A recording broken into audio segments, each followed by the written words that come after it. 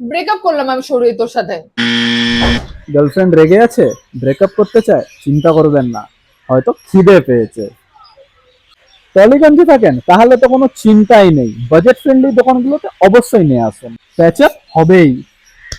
গার্লফ্রেন্ডের south Indian পছন্দ? তাহলে গেট নাম্বার 3 দিয়ে বেরিয়ে পাশের এই দোকানে অবশ্যই যেতে হবে। এখানের প্রত্যেকটা আইটেম এতটাই টেস্টি যে একবার খেলে বারবার আসতে মন চাইবে। আর হ্যাঁ, পকেটে টান থাকলেও কিন্তু অসুবিধা নেই, এখানের প্রত্যেকটা আইটেমই 30 থেকে 70 টাকার মধ্যে পেয়ে যাবে। গার্লফ্রেন্ডকে এখানে ধোসা খাইয়ে আমাদের অবশ্যই জানিও কেমন লাগলো। কি গার্লফ্রেন্ডের রাগ এখনো কমেনি?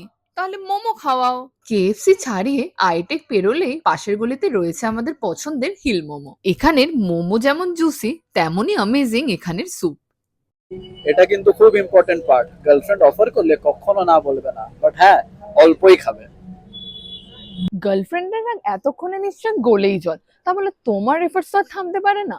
ব্রাউনি পয়েন্টস পেতে গেলে পরের দোকান থেকে গার্লফ্রেন্ডকে ফালুদা খাওয়াতে কিন্তু ভুলো না। অনেকেই হয়তো জানো না, জিডি বিড়লার পাশের গলিতেই পাওয়া যায় এই অসাধারণ ফালুদা।